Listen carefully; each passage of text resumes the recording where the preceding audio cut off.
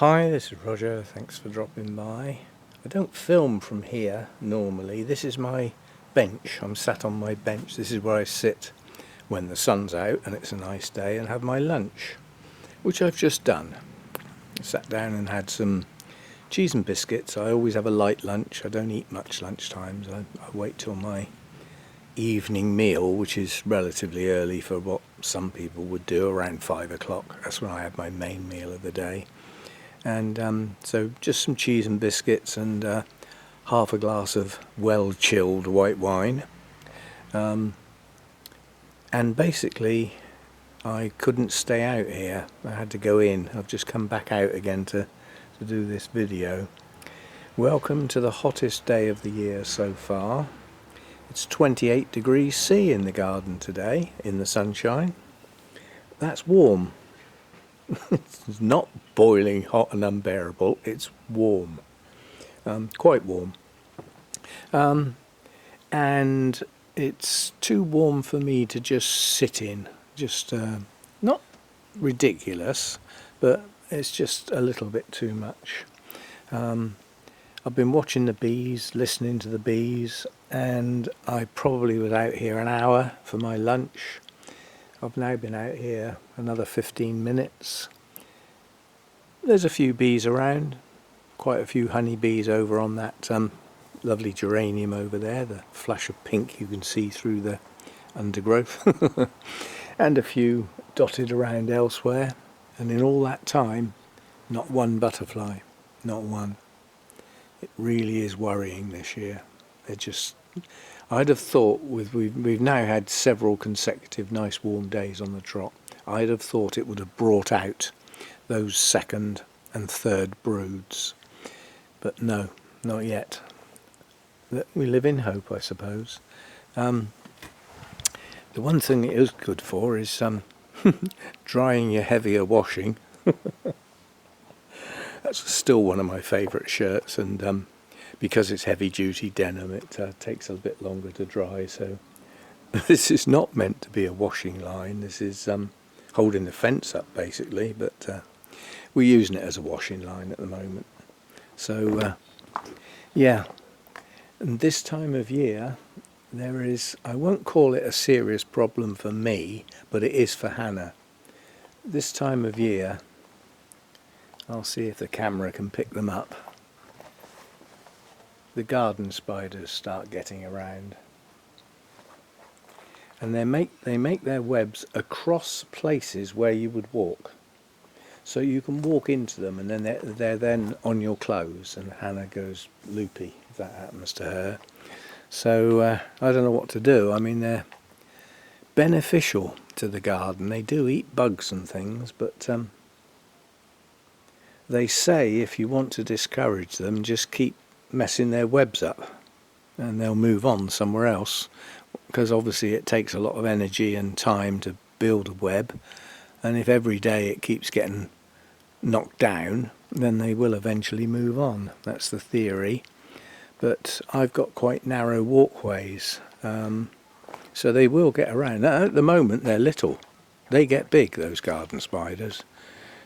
I mean big as well. They're harmless, you know, but they're getting around.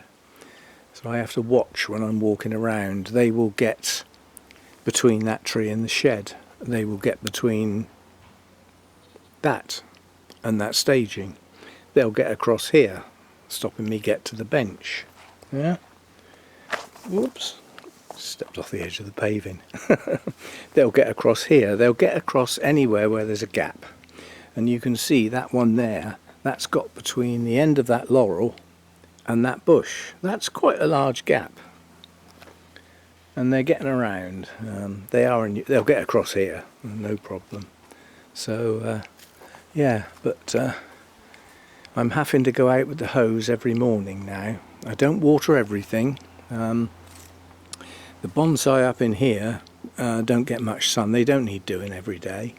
I don't water the planted border every day, but it will be every third day unless we get some rain, which isn't forecast at the moment. I don't ever water down through here unless I see this geranium starting to wilt. The garden tubs that are in the sun, I'm watering every day. These bonsai out here get watered every day. The plants in the ground, in the gravel beds, get done about every third day. They are meant to be, suited for this type of environment. They shouldn't need watering frequently. But in the main, this is their first year of getting established, so they won't have brilliant root systems yet, so I keep them topped up. So and I nearly came out and started the shed today, and then I thought working in this heat is probably not the best of ideas. I need nice weather, but not this sort of temperature. Just look, not a cloud in the sky.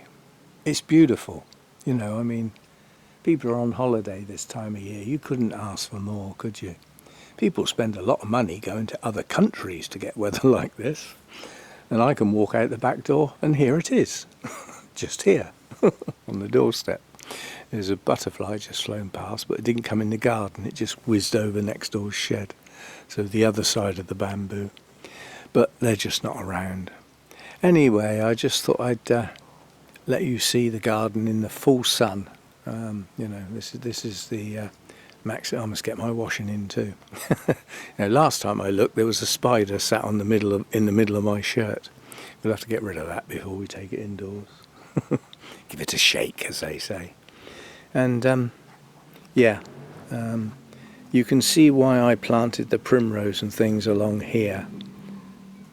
This little bit of ivy along here just gives them a little bit of dappled shade so that they're not in the heat. And I must get that bit up there planted. That little bit there hasn't got any plants in. All of the green you can see in there is weeds. So I need to give it a good weed before anything flowers and produces seed, and get some more plants to fill up that bit of space. I don't want every bit of the gravel beds planted. To have an effect, there has to still be some bare gravel. But the trouble is with the bare gravel, that's where the weeds seem to grow.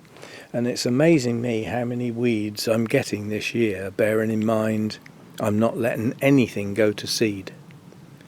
There are no weeds producing flowers in this garden this year.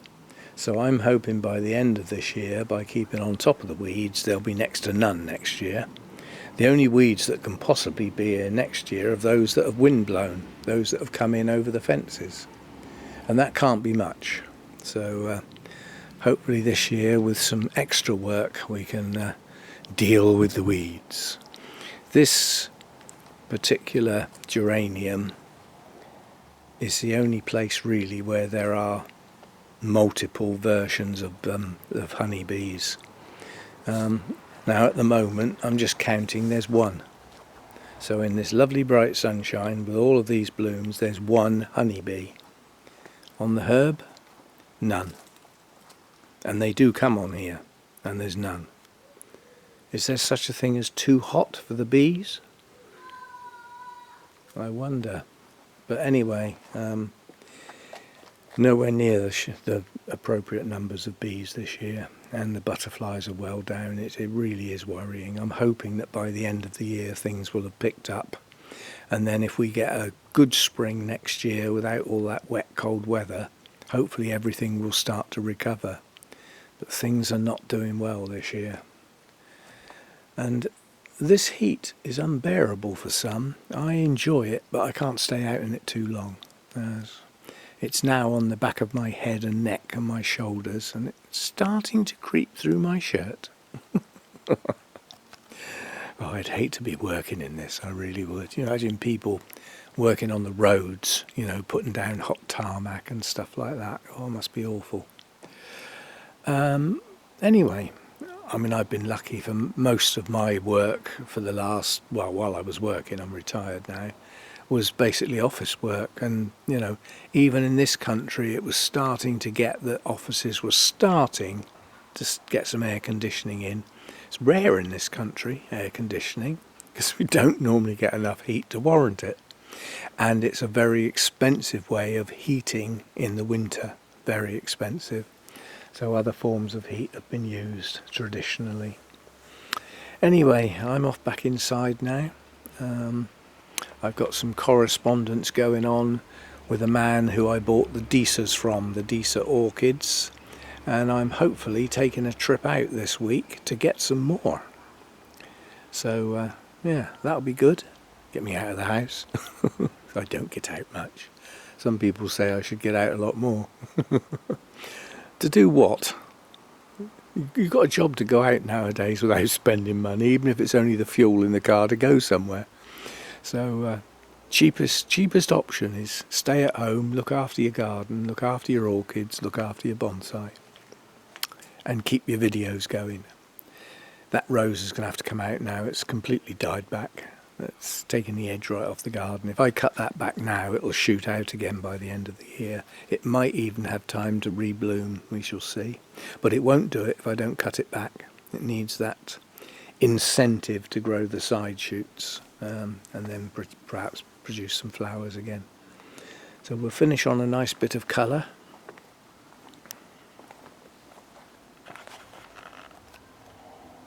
Couldn't really ask for brighter, summery colours than that, could you? And I like the way that they actually open yellow and then turn orangey and get a deeper colour as they stay open longer. But, anyway, enough waffling. I shall see you next time. As I say, it's getting a bit warm, so I shall be off in with my washing. See you next time.